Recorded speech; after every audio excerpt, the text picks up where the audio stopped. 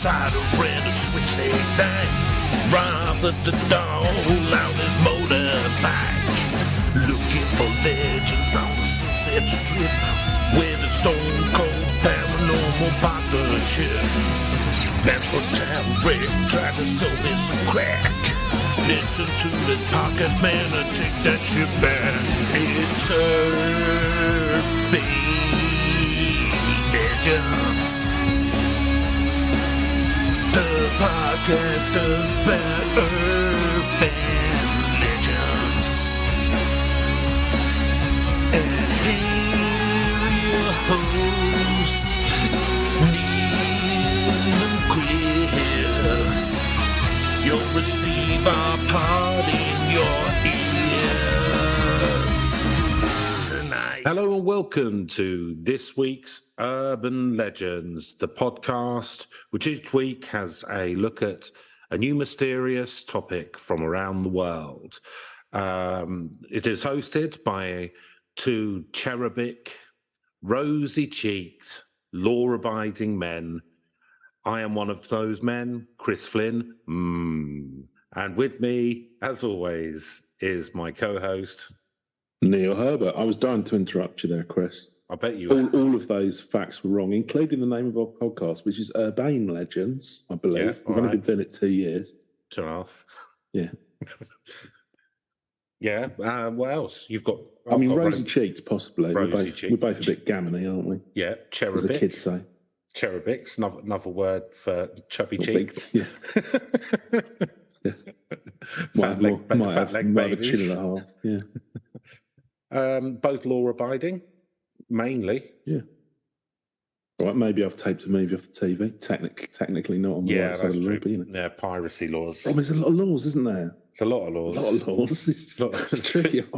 Bit too many laws. Can't really do anything these days. Theresa May, you know, even though you're trampling on some innocent corn. I know. Yeah, I've probably trespassed. I've definitely bought controlled substances for my own personal consumption in the past. And I've definitely committed... A lot of things are controlled these days. So. What are you meant to do? Yeah, and I'm going to make my whipped cream without laughing gas or whatever it is that was the ostensible use for it. Yeah, well, you love whipping cream. Yeah, of course, yeah. Laughing like a maniac. Yeah, and I need these balloons for a party. Yeah. We're having a cream party. What's your problem? Fun. Nice classic cream party on the... We always have one of those on the 22nd of November. Get out of private lives, Braverman. And we both have committed light treason, haven't we? Again. Of course. Treason's a broad church. Yeah, you can't really, that's just whatever. Can't move. We live in a semi-feudal country, don't we, in the UK? So you can't, it's very hard not to commit treason. Yeah. I mean, that time that we killed that swan, that's legal, wasn't it? Had I known, you know. Yeah, but I mean, you can't, can you? Yeah. You once drove 1,000 years on the statute books. You can't know all of the laws. You once drove your sheep across London Bridge without permission, didn't you? Oh, what from the alderman? Yeah. Yeah. It's unbelievable. Yeoman or whatever. Yeah. Got in all kinds of trouble. You got an ASBO for that, didn't you? Wow. So, how's your week been, law-abiding? It was. I can only assume. I can only hope. He who hasn't driven a ship over London Bridge hasn't lived, that's what I say. Yeah, that's true. That's true. You know how I'm a very nervous man. Yeah. You know, high anxiety. I'm a slave to my nerves, Neil. Yeah, hothouse orchid. Have you noticed that I've been a lot calmer recently? Yeah, is this your jellies that you've been? No, I don't. Oh, right. No, that's not for here. Oh, right. My petroleum jellies are nothing. There's nothing wrong with lime jelly. No, I've been reading one of these self-help books. Oh, okay. And it's by this Scandinavian guy called Frankie Jonsson. Okay, that definitely doesn't sound like a name you just made up. Well, how could it? That's a very Scandinavian. That's a genuine person. Scandinavian name. Scandinavian name. Yeah. Look, go and look it up. It's in the. No, I trust you implicitly. Well, you should do. You should do. I'm an honest man. Yeah. And yeah, it basically gives you some tips on how to. It's called cavemen didn't have panic attacks. And so I think I'm getting the caliber of self-help. Good book, yeah. And apparently it's true. Cavemen didn't have panic attacks. There's no reports of them at all. So what I've taken to doing, they would have did it in the paintings, wouldn't they? If they would have done it in the paintings. You would have found something in the fossil record, surely. I'll tell you what, as someone who doesn't anymore but has had panic attacks in the past, there's something that you do like to bang on about. Just let everyone know. Oh, I'm having a panic attack, like that, and they go, "Oh, paper bag." And so there's 4 steps really. First step, very, very cold water, right? Got to plunge yourself into freezing temperatures, right? Got to do that all the time. Second one, only eat offal from a reindeer that you kill yourself. I mean, the first tip easier than the second, I would say. Yeah. In urban Brighton. Yeah, I know, but you can get cheap flights up to Tromsø from Gatwick. So I go up there, kill some reindeer, stick it in my hand luggage, the offal, pop back down. Lovely. Bit of offal jerky, nice. Or you could, to be fair, he does sell supplements which have the same nutrients, so you can just use those. And do they have neurotropic side effects as well? Increase your brain, Yeah, they do, yeah. They do. And so the third one is when you feel something coming on, you do a pictogram on a wall, on a rock wall. Okay, yeah. And the fourth one is you have to regularly have sex with a Neanderthal. Oh, nice. Yeah. Okay, probably what would argue the hardest thing is they've been extinct for quite some time. There's websites. There's websites. It's costly because... this sounds more like a billionaire playbook, this kind of games. Didn't know you could afford this kind of fun, Chris. So what it is it's anyone... Don't get me wrong, I assume Elon Musk could get a genetically engineered Neanderthal sex. No, so what it is it's someone who has 5%, like you have to have over 5% Neanderthal DNA. And you can for the purposes of this program. Oh, okay, that's okay. So people get themselves checked out, then they become eligible for this. I can now sell my body for high money for someone else's panic attack relief. It's good. Yeah, okay. Would you like to borrow the book? Probably give it a miss, to be honest with you, Chris. I mean, if you're interested in the supplements, I can set you up with some. Yeah, likewise. Oh no, did it get you too? Oh dear. Oh well. Hey Neil, you know how it's getting colder because we've got Arctic wind coming down the UK now, haven't we? It's going to be hitting soon. It's chilly, yeah. Big chill. The beast from the north, I think they call it. Oh, we don't get all them snows like we did a few years back. Oh, why? Don't you like snow? Actually, no. Do you know what? Come to think of it, snow's probably better than constant rain. Are you ever happy? No, I'm miserable. Oh, okay, fair enough. I do know that. Well, you say that, but I consider you quite a cheerful, wacky character when you're not doing this. Where would you say you're most wacky? Would it be down the bakery? Would it be, I don't know, like in a police interview? Would it be a karaoke bar? Would it be a police interview does always bring out the performer in me. Yeah, the police one. Yeah, I thought so. You want to impress those in authority, don't you? Oh, absolutely. And I've just got unerringly bad instincts for how to do that. You do spend a lot of time in Sing Sing. Yeah, he's like, do you think this is some sort of comedy performance, son? And I'm thinking he likes me. Yeah, and you go, well, I'll let you decide. Yeah. I do a pratfall. You tell me off the side. Yes, Bill falling over. So yeah, anyway, we've got this cold weather coming down. Yes. Yeah. Do you know what else is fine chilling? This week's urban myth? Oh, bingo. Yeah, I thought it might be. Do you know what? After 2.5 years, this back and forth is really starting to show some buds. Talking about extremely cold things, yeah. So we've got some shoots that may or may not live. No, I wouldn't have thought so. Through the winter. So this week, I thought we'd do something a bit different. Okay. We haven't done anything sort of ghosty, paranormal for a while. That's true. So this week we're going to have a look at... Probably a good reason for that. Yeah, yes, they're not popular. But what is? Yeah. So they're called dead calls, and it's people who receive phone calls from the recently dead. Ooh. And so I'm going to go through what they are, and then most of the episode is me going to be reading out examples of, or people's stories of them happening.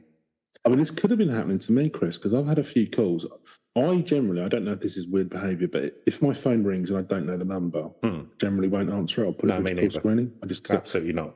And especially because I've had a couple, and I don't know if it's Google getting it wrong, but like a hairdresser from York rang me up, and B&Q from York rang me up as well. I've never been to York, so I don't know how this is occurring.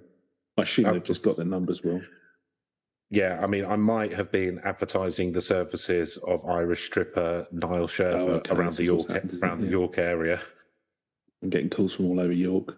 Yeah, well, I thought you're getting muscled out of the Brighton scene, so I thought maybe York might be fertile. Well, they're genetically 20% Viking. I don't know if I like that. They're 20% Viking genetically, aren't they? What, Yorkists? Yeah. Maybe. But then I'm 15% Viking, so... Oh, there you go. There you go. Well, I don't know, Viking, Scandinavian, presumably like lichen farmer or whatever. But yeah. So we're gonna have a look today at some phone calls from the dead. So what do you reckon, Neil? Excited? I mean, I've never, that's self-indicated, not heard of this one. I'm wondering what sort of lineage this is. Well, obviously it can't be that old because it's phones are part of it. Only only 100 and so years old. And I'm wondering if this probably doesn't go back to Alexander Graham Bell. So yeah, he was the first actually. Well, did he get the first? Yeah, that's cool from Beyond the Grave. Yeah, I mean, actually, it would have been probably around that era. Spiritualists. That would have been a good, spiritualists. So you probably would have some ghostly shenanigans in the early days of the phone. Okay. So I'm going to start, and honestly, don't be scared. I've used some runes, and if you check the outside of your house, I've stuck up some David Soul posters. Oh, I'm fine. I've got that Pact with Satan still going. Oh, okay, good. Yeah. Because I'm covered. I'm going to start off with a bit from occultworld.com. Ooh. Making the invisible visible since 2003. Well, don't forget also, we found, I can't remember which one it was on now, but there was that good witch, wasn't there? Or a blog about the power of three and all of that jazz. I forgot what that means already, but she can protect us if we need. Well, I mean, not after some of the things we said. Well, I mean, if she's that good witch, then she'll forgive us. She's not Jesus. Well, okay. Might be a bit of touch and go. Okay, so phone calls from the dead. We'll buy one of her dragon pewter mugs, Chris, to make it, buy some stuff. I was thinking, like how podcasts do merch and that. Yeah. I was thinking, how about we do a couple of Toby jugs with our faces on? That could be our merch, couldn't it? I can't think of anything less likely to sell. I'd sell loads. I wonder, could you get it on, what are those, they call them, like the get them from China sites or whatever, yeah. Yeah, we'll send them a picture of our faces and go, Toby jug, please. Toby jug that up. Use 3D printing or something, I don't know. Yeah. That'd be fine. We're the ideas men in this. Come on. So, I mean, I'd encourage our listeners to get in touch and let us know if you'd be interested in purchasing a Toby jug with my face on, or very Neil's. Limited edition.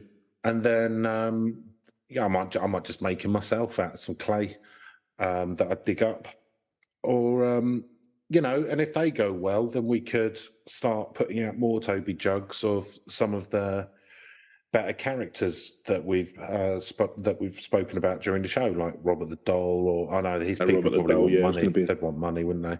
The Monkey Man of Delhi, it'd be a good one. I don't know. He's not copywritten, is he? No, he's a real character. A lot of them aren't. I don't think image rights are going to be a problem. What's the name of that lizard fella? Escape or Swamp? Yeah, something like that. Yeah, Yeah, no, I don't think any of them Scappery or something. Yeah, Goatman and Pope Blick. Yep. Darren Brown. Big Man of Carrot Chase, Darren Brown, perennial favourite. Mm-hmm. So anyway, get in touch. Let us know what you think. It'd be weird if this was the one thing that people got in touch about. Yeah, just all of a sudden, massive orders. Well, no, I've got to make this reality now. I'm the new really tedious business. I can't afford not to, but quite resentful of finally making it successful. Right. So, Neil. Tough game, the Toby Jug game. Lads, lads, don't know what you're going to get into it, but you can't get out of it. You should have looked into it, lads. It's a nightmare. Try and get out. My family's been trying to get out of the jug game for 14 generations. The problem is it's a sunk cost. It costs so much to buy the equipment. Right. Okay, Neil. Here we go. Yes, go on. Contact with the dead has occurred universally throughout history, taking various forms of I'm really taking exception with this article. Right, okay, pull it back. So you don't believe that contact with the dead has occurred universally? Proven, verifiable? No, not. Didn't say proven and verifiable, did it? No, it didn't. A very good reason for that. It said universally. I'm going to start again. Contact with the dead has occurred universally throughout history, taking various forms of dreams, waking visions, and auditory hallucinations, either spontaneous or indeed through trance. In many cultures, the spirits of the dead have been sought for their wisdom, advice, and knowledge of the future. The dead also seem to initiate their own communication using whatever means seem most effective, like Big Bell or something. Weirdly cryptic, the dead, aren't they? Weirdly imprecise. Well, you don't know what's going on in their world, do you? No, that's true. I mean, I don't know. It's the ghosts of the dead ghosts world seems shit because they spend all their time, or some of them spend all their time trying to contact some dodgy medium. Yeah, to give a warning to somebody's grandchildren or whatever. Yeah. So, and here we go, Neil. Here's some science. Yeah. With the advent of electromagnetic technology, mysterious messages have been communicated by telegraphed, wireless, phonographs, radio, audio recorders, random noise generators, and telephones. There you have it. Many phone calls from the dead seem to be random and occasional occurrences that happen without explanation. The great majority are exchanges between persons who shared a close emotional tie while both were living: spouses, parents, children, siblings, and occasionally friends and other relatives. Most communications are intention calls, initiated by the deceased to impart a message such as farewell upon death, a warning of impending danger, or information the living needs to carry out a task, like where their gun is and how to find them. I mean, what kind of a mobile phone plan do you think you need if you're on the other side of the Great Veil or whatever? So I think at that point, it's, like people at the sort of dawn of the internet used to do the thing where they would go and connect into phone boxes, so they got free calls. I think they called it. Yeah, free calls. Freaking, yeah. You whistle with them. Yeah. Yeah. The so tones, I think it's freaking. I think. Oh, okay. They've got a Captain Crunch whistle in a phone box in hell. Just something like that. Operator and put them for a free call. Well, we're in purgatory now. It could be a thistle whistle. Could be in heaven. You never know. Yeah, or it just could but be. Heaven would probably have a good call plan anyway, wouldn't it? So that's probably free though. I don't know though. I imagine heaven. Do you reckon God wouldn't be up for phones? So when I was in Turkey, the government. So it's the first time I've been in a country where the government limit the internet. Oh, okay. So you couldn't get on porn sites of that. Not that I was lonely in my hotel room or anything. No. Feeling ill. Just accidentally typed in. Yeah, it's accidental. Yeah. For some reason, it auto-filled. But I'd imagine heaven's like that. I'd imagine like those sites you can't get on. It's probably more. It's probably more like the Chinese internet. I mean, yeah, he's not letting you look at like porn and that. No, of course not. No, but that doesn't restrict phone calls, does it? And No, you wouldn't have dial-up in heaven either. You probably have good internet, but yeah, as you say, it's probably quite heavily filtered. You probably just got a heavens-based intranet that's really shit. It's just got like loads of training and stuff on it, or sort of bits of it, like like different teams in heaven. It's got like who's in there, but it hasn't been updated for about 10 years. Yeah, like any corporate website. Basically. Yeah, like any corporate website. Yeah. Imagine it's like that. So, for example, actress Ida Lupino's father, Stanley, who died intestate. Without a will, I believe that means. Oh, okay. I've never heard that. I was thinking of intestines and also interstates. I think that's how. Again, it's one of those things that we do in this podcast. It's one of the. I think that's how you pronounce that. Okay. Someone else just laughing at my complete ignorance, but I think that's how. I mean, it's better than mine. Yeah, they cried at mine. This is the comedy double act that we've involved. One of us stumbles across it, and the other one thinks he knows how to pronounce it, but probably is wrong. So, her father, Stanley, who died intestate in London during World War II, called Lupino 6 months after his death to relate information concerning his estate. It's handy, isn't it? The location was hidden in the the guns. Yeah, the location of some unknown but important papers. So Ida Lupino, that name rings a bell. Was she an actress? Yes, actress. Yeah. Okay. She's famous. Can't think of anything she was in. I mean, the fact that you know her name means she's. Yeah. Don't get me wrong. I'm just curious to find out she was in like a big famous film or something. I'm going to look her up, Chris. That's what I'm going to do. Already done. Sure. She was born in Herne Hill. So British. Imagine that. I don't know any of those films. Right. Oh, she's in High Sierra. So some calls appear to have no other purpose than to make contact with the living. Many of these occur on emotionally charged anniversary days, such as Mother's Day or Father's Day, a birthday or holiday. In typical anniversary call, the dead may do nothing more than repeat a phrase over and over, such as, "Hello, Mom, is that you? Hello, Mom, is that you? Hello, Mom, is that you? Hello?" No, stop calling me. People who have received phone calls from the dead report that the voice sounds exactly the same as when the deceased was living. Furthermore, the voice often uses pet names and words. The telephone usually rings normally, although some recipients say that the ring sounded flat and abnormal. In many cases, the connection is bad, with a great deal of static and line noise. And occasionally, the faint voices of other persons are heard, although the lines have been crossed. So, in many cases, the voices of the dead, the voice of the dead one is different to hear and grows fainter as the call goes on. Sometimes the voice just fades away, but the line remains open and the recipient hangs up, having given up on further communication. All right, bye. Yeah, enough of that. Yeah. I've got my TV shows are on. Wheels where?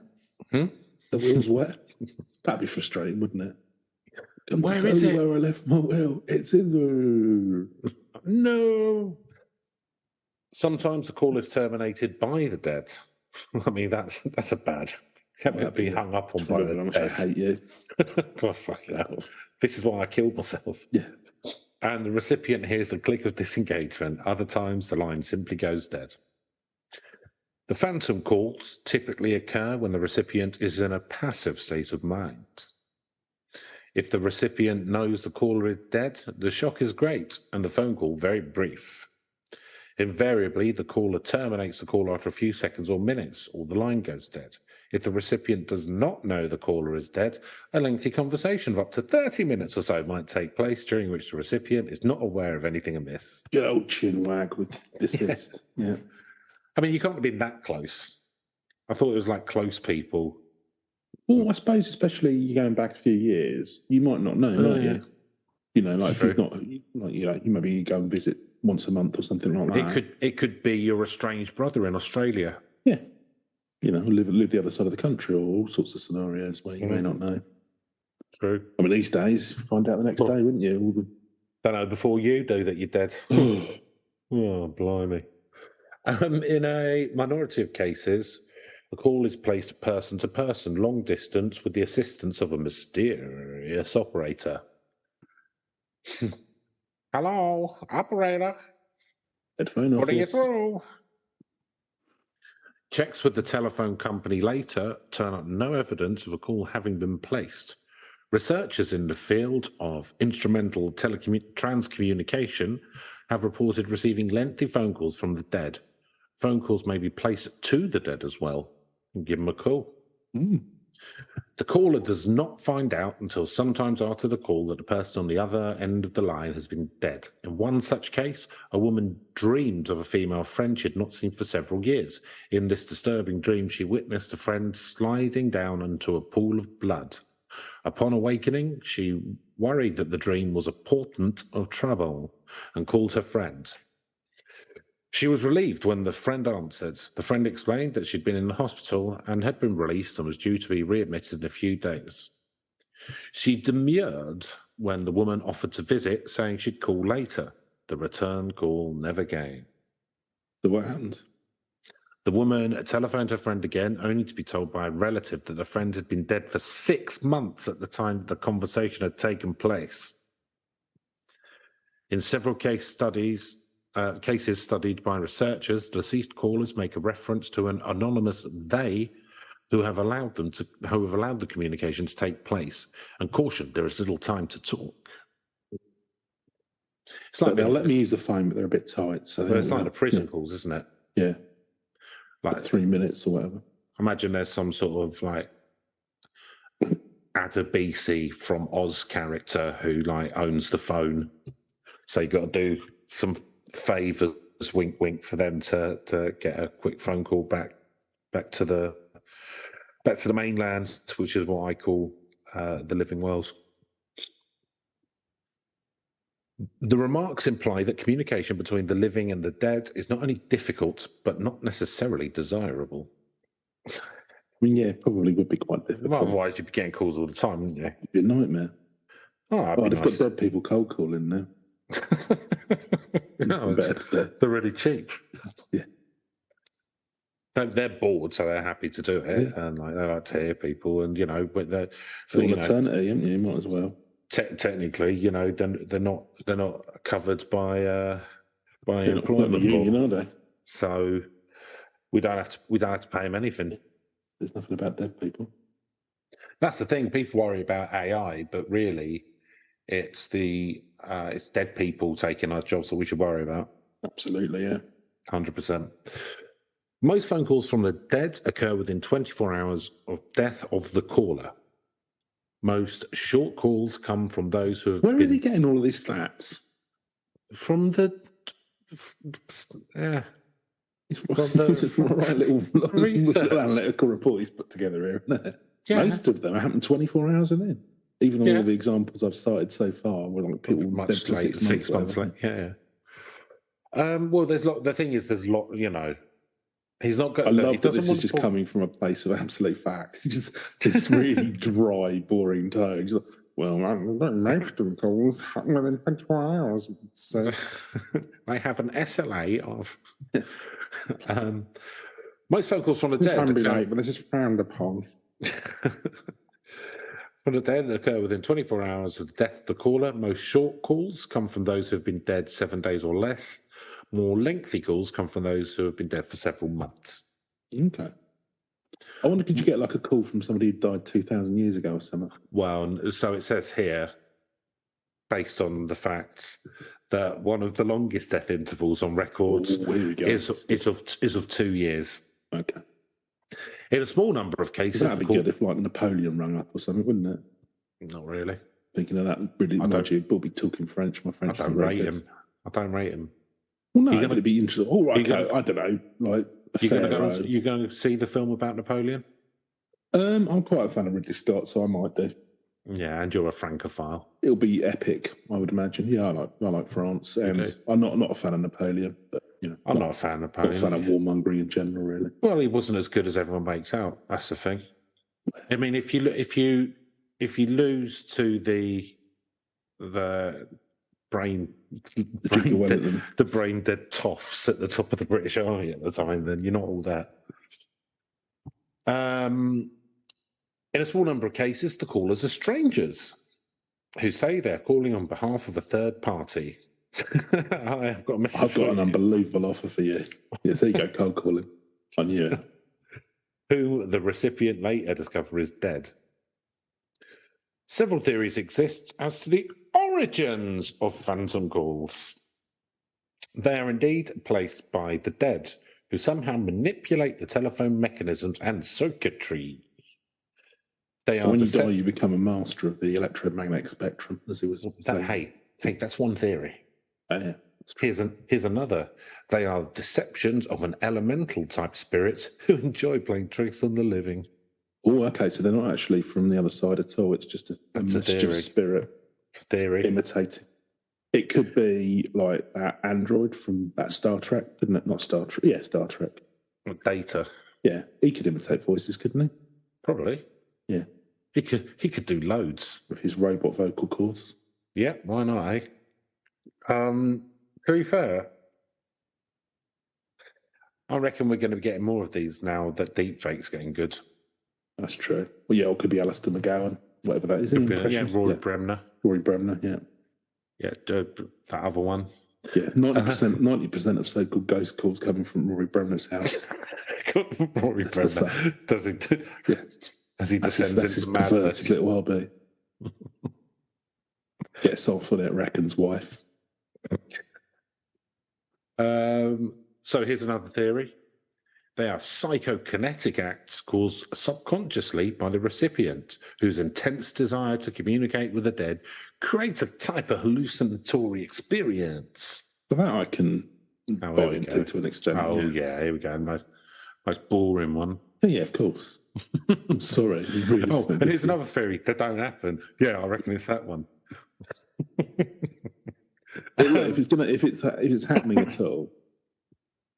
So most phantom calls are not seriously regarded by parapsychologists. In the early 20th century, numerous devices were built by investigators in hopes of capturing ghostly voices. Many of them were modifications of the telegraph and wireless. Thomas Alva Edison, whose parents were spiritualists, believed that the telephone could be invented that would connect the living world to that of the dead. He verified that he was working on such a device, but apparently it was never completed before his death. No money, you see. Edison wouldn't have been interested. No, a bit of cash. Yeah. Although that would be a money spinner. I suppose, yeah. I'd buy, like, if I could speak to my dead grandparents, I'd love that. Yeah, I don't know. Depending on the price point. Yeah. Yeah, what's the monthly plan? Yeah, I'll wait a bit. Yeah, like I've waited a few years to get a PS5, so I can wait a few years to get it on Black Friday. Yeah. Alleged bargains. So, yeah, I don't at all just put the price up a bit beforehand. Yeah. Psychic telephone experiments were conducted in the 1940s in America and England. Interest in the phenomenon waned until the 1960s, following the findings of Constantine Rodive that ghostly voices could be captured on an electromagnetic tape. So that's the electronic voice phenomena where people... Oh, is that like where you get the white noise? Yeah. Yeah. Supposed voices, yeah. Yeah. Well, is it like you have people when they play records backwards and all that sort of thing?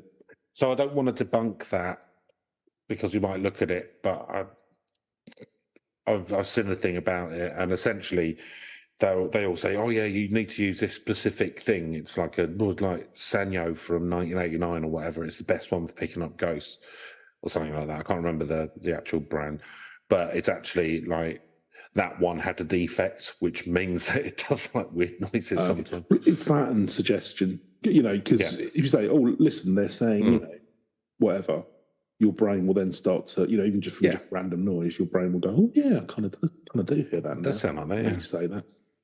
Yeah. So similar to phone calls from the dead, are intention phone calls occurring between two living persons. Such calls are much rather than calls from the dead. I don't understand that sentence. I'm going to move on.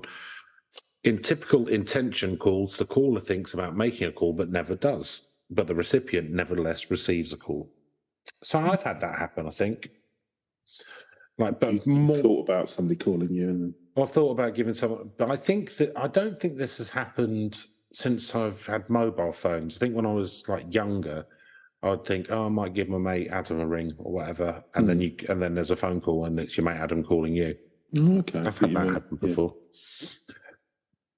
In some cases, emergencies precipitate phantom calls. A surgeon is summoned by a nurse to a hospital to perform an emergency operation. A priest is called by a relative to give last rites to a dying man. Some persons who have had UFO encounters report receiving harassing phantom phone calls. The calls are received soon after the witness returns home or within a day or two of the encounter. In many cases, the calls come before the witness has shared the experience with anyone, and they are also placed on unlisted numbers. The identified caller warns the witness not to talk and to forget about what they saw. Sorry, I'm not following this. So this is a call from the dead that happened before they told anyone about it. How would they be able to tell they're saying that people get besides all of the dead stuff, also they sometimes when people see UFOs, aliens ring them up as well and tell them, hush about that little visit we had. MIBs, being Men in Black, or government, wouldn't it? Oh yeah, that's probably what it is. Government, probably the government. Yeah, up to more of their shenanigans. So I'm going to go through a couple of quite faint, like the bigger ones, and then we'll have a look for a few more of actual calls if you'd be interested. I mean, we can feign interest, Chris, if that helps. That does help. So this is from paranorms.com. Paranorms.com. By Gregory Rajniak. Good Polish name. Nice. So this is Charles Peck. Many of the ghost call stories we hear about are from a time before caller ID, but one recent story had caller ID which let the recipient know exactly who was calling. This verifiable instance of a dead person's phone calling a loved one is tragic and unexplained. The story begins with a horrific train crash in the San Fernando Valley that killed 25 people on the 12th of September 2008. Among those killed was Charles Peck, a 49-year-old man with a fiancée and 2 adult children. He died on impact. I said, you know what? It was a blessing. I mean, if you're going to go quick. Sadly young, obviously, but I'm just looking up Charles Peck. Search and rescue were not able to immediately find his body. In the 11 hours following the crash, 35 phone calls went out to loved ones from Charles Peck. Searches for Charles Peck. Just finding out about he's an estate agent in Chichester, apparently. Hi, I'm Charles Peck. I see you in this house. Yeah. You call me Charlie. Searches for Charles Peck were guided by the phone calls, and authorities managed to trace one of the calls. Eventually, they were able to locate the body in the first train car 12 hours after the crash. His phone had stopped calling them an hour before. The Peck family never heard the sound of his voice or anything other than static. They held on to the belief that he was alive in the wreckage and using short calls as an opportunity to send Charles encouraging words. How were they getting these calls? Is it possible that the calls may not be coming directly from dead people? It could be that their phones are certainly acting up in an unexplained way. It is uncertain if the it is uncertain if they discovered the phone. According to Snopes, investigators never announced the findings. So, I mean, it could be that he didn't die on impact. Yeah, I mean, so there were multiple calls. He didn't get through. 35. But he never actually spoke or anything. They never. No, and they found him by tracing the phone, the GPS on the phone. They found his body. No, okay. So, here's another one. Dean Koontz receives a call from his deceased mother. Isn't Dean Koontz like a novelist? Yes. Yeah. Presumably not the same one. Yeah, okay. No, it is the famous author. Oh, okay. Good. Another example comes from the famous author, Dean Koontz. On 20th September 1988, he received a strange phone call from a female voice which simply said, "Please be careful." The voice sounded very distant, and she repeated the warning 3 times, sounding more distant with each warning. Koontz stated that although he didn't know who it was, the person on the phone sounded very much like that of his mother. However, his mother had died almost 20 years ago. Didn't find out why I had to be careful. 2 days later, Dean Koontz went to visit his father, Ray, who resided in a facility unspecified. Ray had some behavioural issues and recently assaulted another resident. When Dean met his father, Ray grabbed a knife from a drawer. Dean wrestled the knife away from his father and the police were called. The police arrived just as Dean was walking back into the hall with a knife in his hand. To the police, he looked like the perpetrator, so they put 459 clips into him. Unfortunately, this happened in England, so I'll say unfortunately. Fortunately, it's happened to... Actually, I don't know. Is Dean Koontz American? I've got no idea. He was repeatedly told to drop the knife, but Dean froze in fear. But he quickly realised that if he did not drop the knife, the police would likely shoot him. So it's not England. Yeah.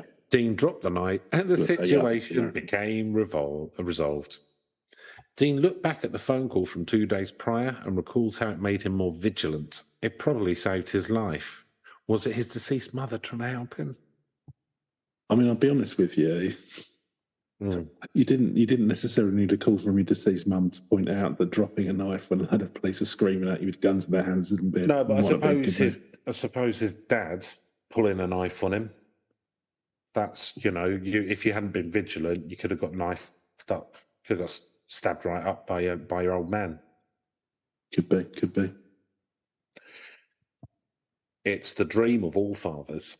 Yeah. So now I'm switching to Live Some About. reverse Oedipus Rex. Yeah, liveabout.com, and this is by Stephen Wanger. It's a collection of some more stories. So this one's called Something Strange Indeed. This happened to my older brother, Matt, about a year ago. Just a few weeks after my eldest brother Jeremy's best friend Joe died of heart trouble. Matt received a telephone call from a person that sounded exactly like Joe. He said something like, "Matt, it's Joe. Is Jeremy home?" Something really strange is going on. Matt freaked out and could hardly answer. No, sorry, he's not. And then the phone hung up and Matt looked at the caller ID. It read out of area, so Matt tried *69, but they were unable to trace the call. We never got another telephone call from Joe. It still seems to scare Matt to think of it. That's from Janny. Okay, so call reversal doesn't work beyond the bounds of the physical realm. Can't do everything, Technology is not a cure-all, Neil. I mean, sometimes here's another processes. Here's another thought, Chris. Could they be coming from another dimension? Is it another dimension we go to when we die? That's true. Don't know. Just all questions, isn't it? So few answers. We've barely scratched the surface of this crazy universe now. Unbelievable. Here's one called "Say Goodbye, Grandpa," which is what I say to you when I'm trying to get you to leave a party. Hey. Don't go to. I don't think I've been to a party in 15 years. Probably not. Yeah. So, My husband lost his grandfather a long time ago, but just recently he's been experiencing something really weird. He has seen his grandfather's name on our caller ID. So we thought someone was calling from his grandfather's house. That was the first time, and no one was even home. Just today, for the second time, he was at work and clearly, along with co-workers, heard the phone ring. He answered it on the first ring, but only heard a dial tone. When he looked at the phone's directory, which had no caller ID but lists who called, he saw his grandfather's name again. What could this mean? How could it be happening? That's from Leroy L. Was there any? So they didn't actually connect or anything. He was just getting calls from the number. You do wonder if there could be some sort of, technical error, or the son have been bugging his phone. They like to do with. We won't go into the tragic events that I'm referring to there, but yeah. Oh, the son was doing it. Yeah, for some reason, just in case there was a story in it. Yeah, maybe. Track record of doing that, don't they? They do. So this one's called Money is Useless here. So obviously an all-inclusive. One of my clients related this story to me a few years ago. At the time, she worked for the Department of Social Services, and one of the services she offered was checked for emergency expenses.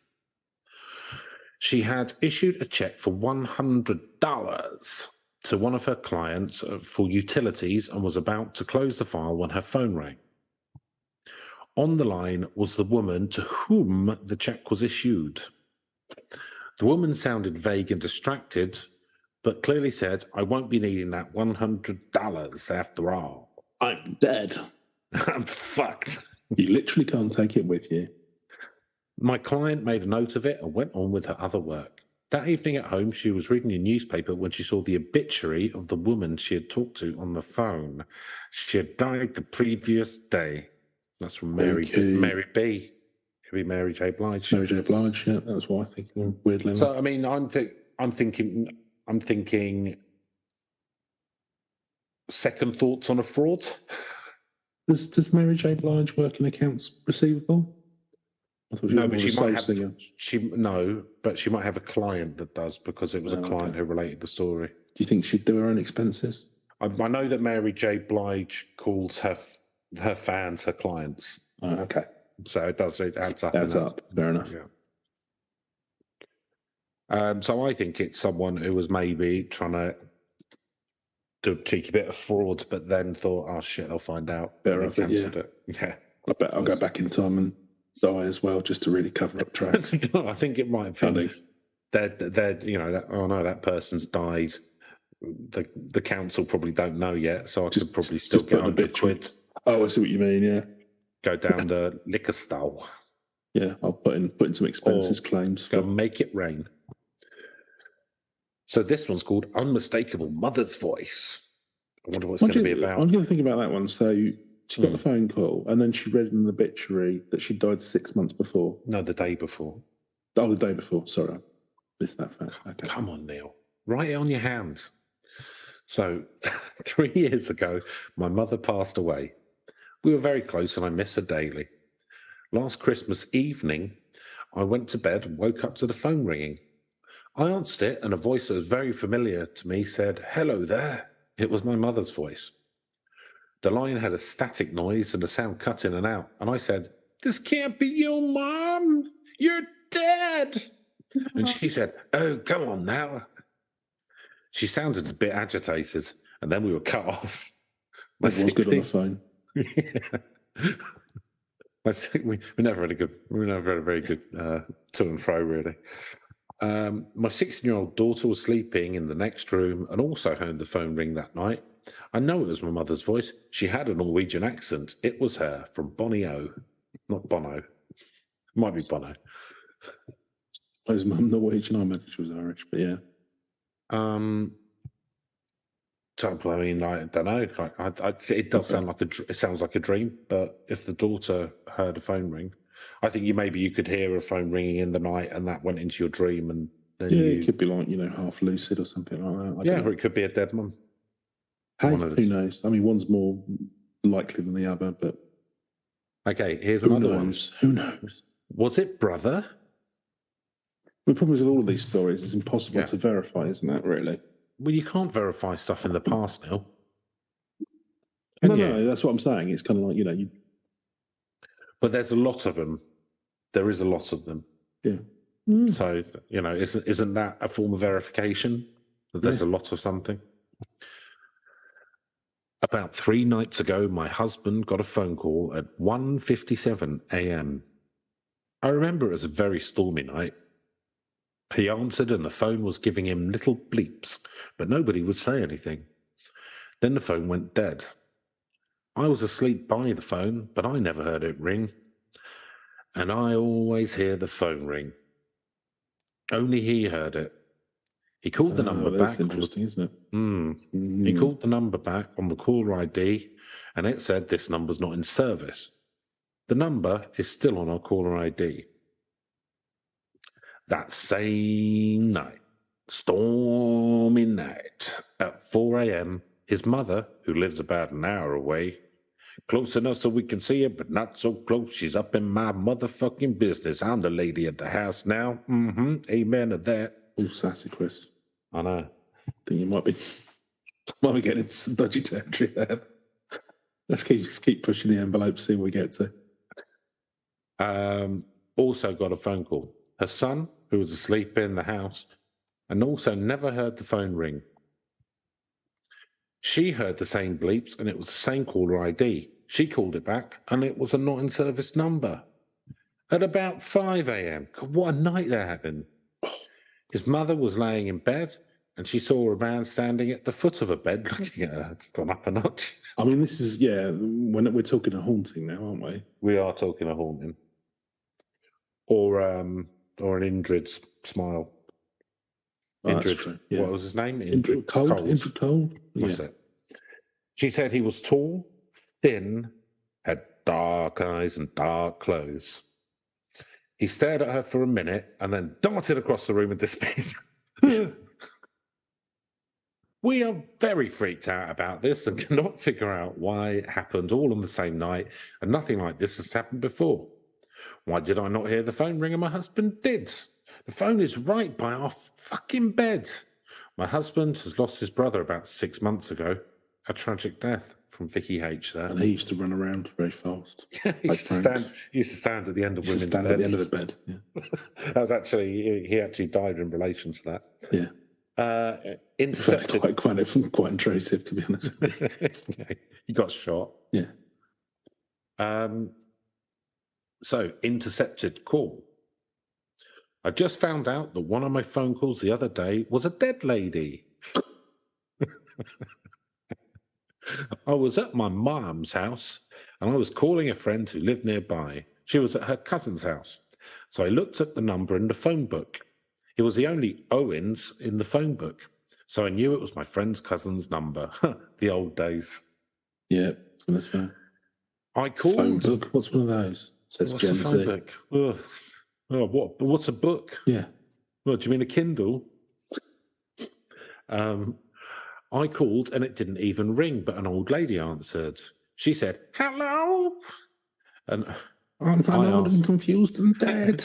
Oh, I'm dead. I mean, this is the problem, you need technology. It's really hard to keep up with when you're dead. Yeah, I know, exactly. We talk about silver surfers and all the rest of it. Nobody thinks of the struggles the dead go through. Well, no one talks about those ghosts who died in the 80s who can only use pages. Yeah. There's no one to talk It's to a anymore. nightmare. It's an increasingly difficult field to get hold of. What about the fax ghosts? Yeah. They're dying out. I asked, "Is Amelia there?" Amelia's my friend Jessica's cousin. The old lady said, "No, dear, Amelia isn't here, sweetie. I should be expecting her any minute now." So I thought she's about to die. So I thought nothing of it and hung up, as you do. I thought they left for a bit. Don't know what that means. I knew Amelia lived with her mum at her grandparents' house. What I didn't know and what I found out when I talked to Jessica. I told Jessica about it and she said, Amelia's grandfather's dead. And we were there all day long. We were sitting right by the phone and never rang all day. That's from Crystal S., who rang the wrong number. Got pranked. Just rang the wrong number. It's got one digit wrong. It's difficult on the rotary phones. That's true. Finger slips. So I'll do a couple more now, if you're enjoying them. Yeah, go for it. Who answered the phone?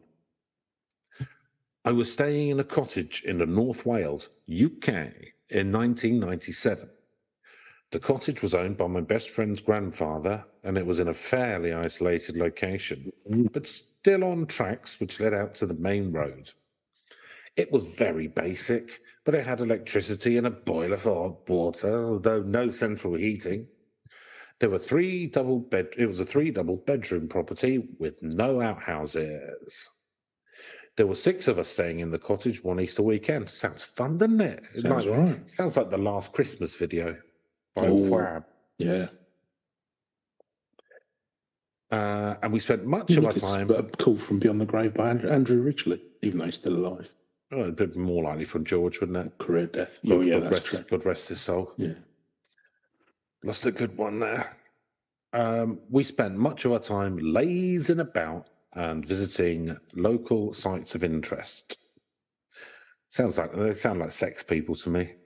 Could be. I reckon they were having a chemsex party. Pampas grass in the driveway and all that, yeah. Sweet. Yeah, 100%.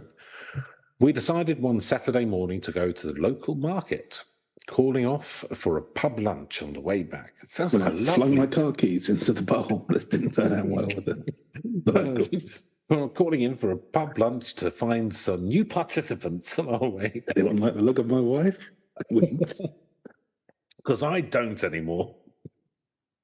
I want to see her punished.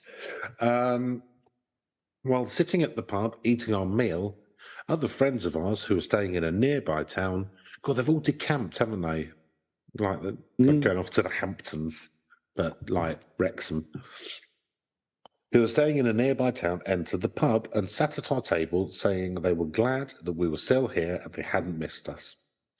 When asked how on earth they knew where we were, they said they had found the cottage where we were staying and the lady who answered the phone had told them.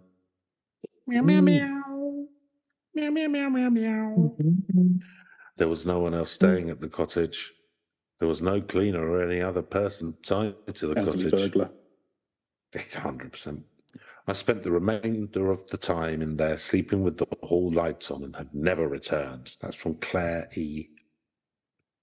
Sex pest. Right.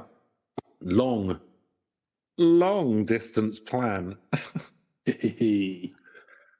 I've never been a believer in ghosts, but after what happened to me, I can't help but reconsider my position on this.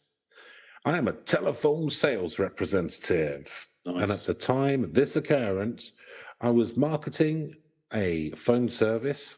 Here's what happened at work. On Thursday, April the 26th, I made a sales call to Pennsylvania. I started just like any other call. Yes, I need to speak to Mr. or Mrs. B. The woman identified herself as Mrs. B, and I continued on with the normal sales call. She seemed very interested and asked a lot of questions. Mrs. B needing a phone. Hey. It's actually like B dash dash dash dash. Like it don't want to say what her name is.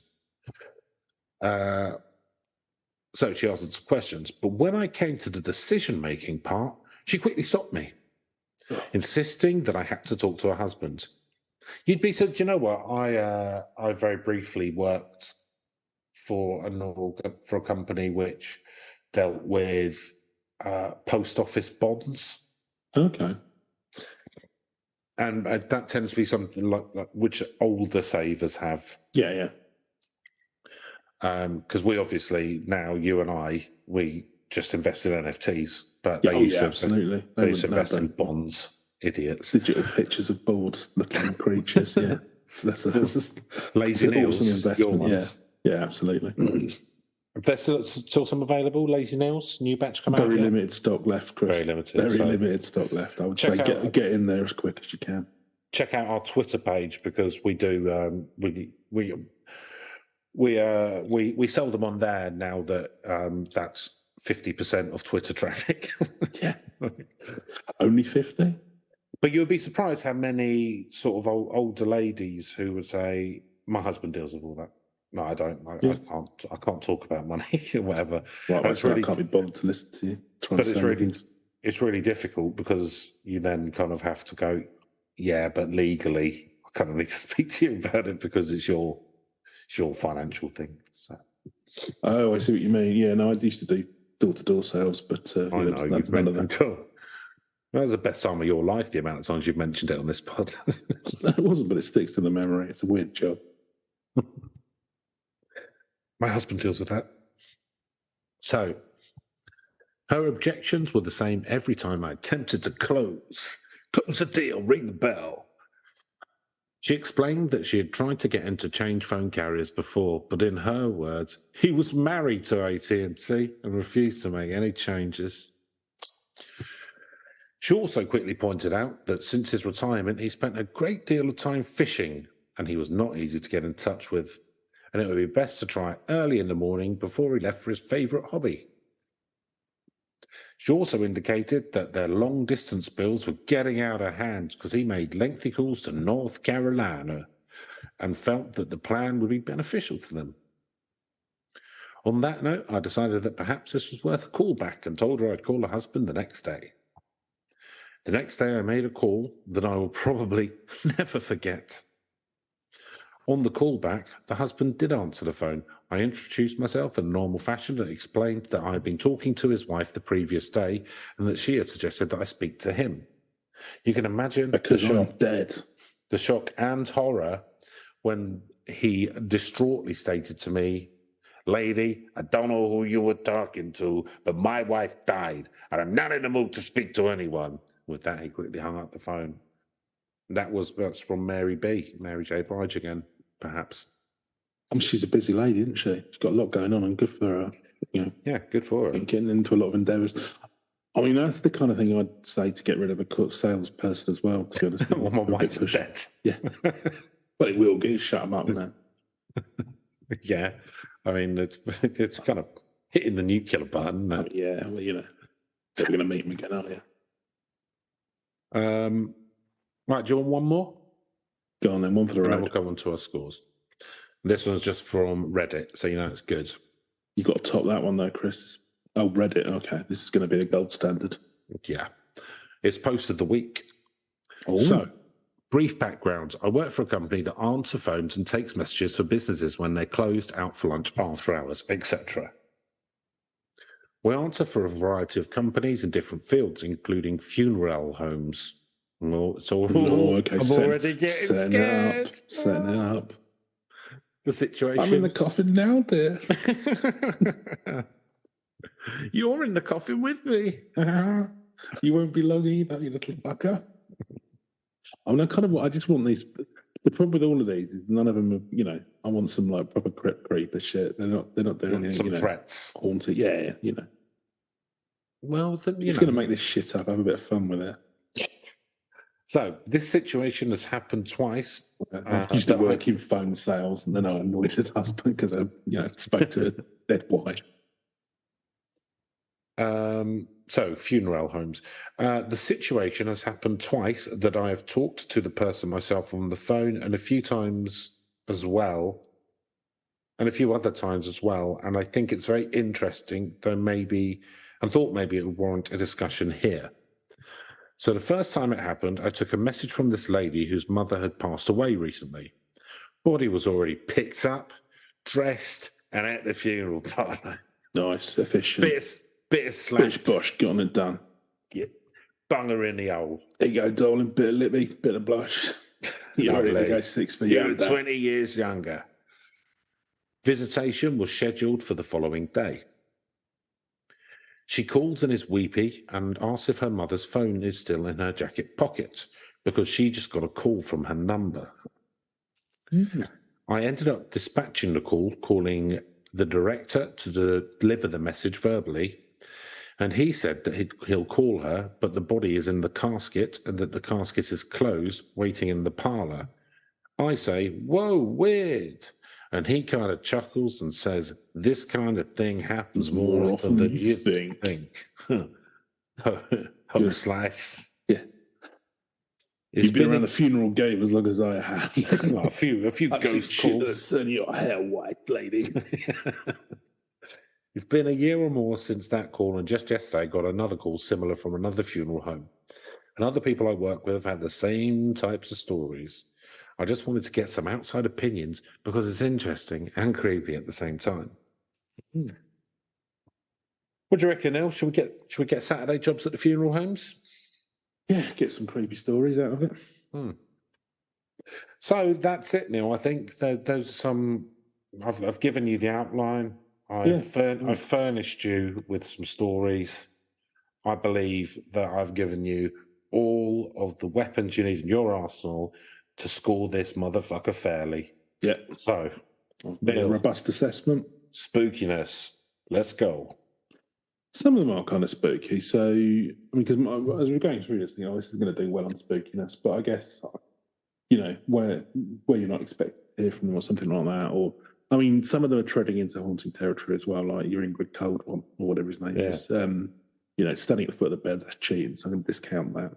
But yeah, no, I think having, I suppose it could depend, couldn't it? It's on a spectrum of, some people would find it quite comforting to hear from, maybe there's life after death, whatever. But yeah, I'd find it kind of quite, it'd be quite eerie, I think, especially seeing as they don't seem to really engage. Although, I think you said at the start there was one that went on for half an hour, but there doesn't seem to be where that they've been. Yeah, they're not really comforting. So yeah, I think it's probably more on the eerie side of these things, and I don't seem to sort of say anything that helps or that makes a lot of sense. Apart from the one from Dean Coots, who apparently talked him out of suicide by cop, some weird story. Yeah, but then he is warned him about his dad. Yeah. Well, if his stories are that good, Chris, I'm going to have to start getting some of his novels. Oh yeah. No. Okay. Highly unlikely. I don't know. I don't actually know anything about him, but in fact, I didn't even know he was American. But I suppose you figured that one out. But I don't think he's got like a great reputation. We're not here to talk about him. Yeah, no, you're quite right. Come on. The spookiness of maybe we'll have to read one now just to see what they're like. So. Not it's not one of the all-time spooky ones, but yeah, Call from Beyond the Grave, that's not too bad, is it? So I'll give it a 5. 5. So I find calls out of the blue that I'm not expecting a bit spooky anyway. Don't like phone calls particularly. Don't think anyone does anymore. So that's already spooky. I don't know. I guess it depends on who's calling you. Do you know what I mean? Yeah. But I think whatever it was, like even if it was my granddad calling me, and you'd be like, "Fuck," and you'd be probably really pleased to hear him, but you would feel a seismic shift in reality, wouldn't you? Well, yeah. I mean, you can am I going mad, or it's quite an existential experience, I would think. So I think that would be quite. Yes, I think it would be quite spooky. So I'm going to go a bit higher than you. And I'm going to give it a 6. Ooh. So believability.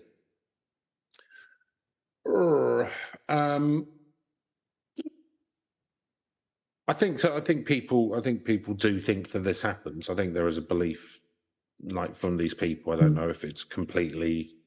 They're not all making it up now. No.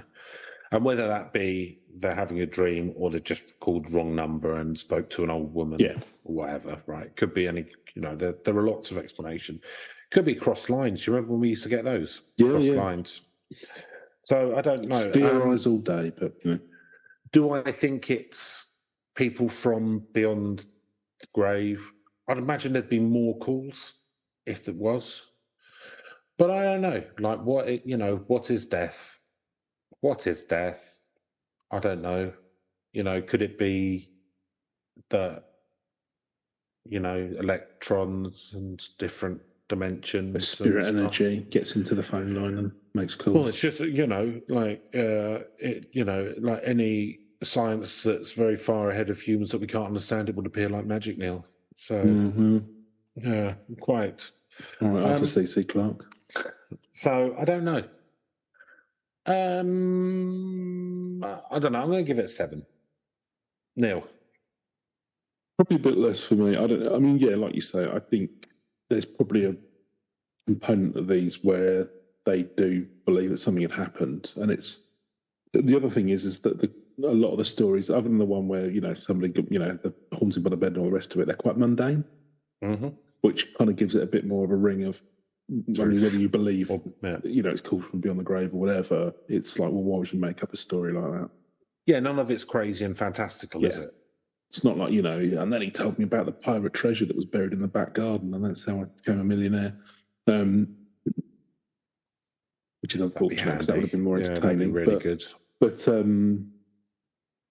I think from that perspective, there's an element. It's with all these things. Rarely are you actually going to believe that the thing happened, and these things, by and large.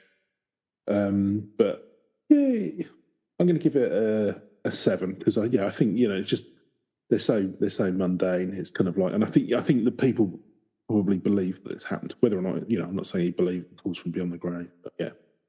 Okay, Neil, narrative premise falls down here for me. Okay.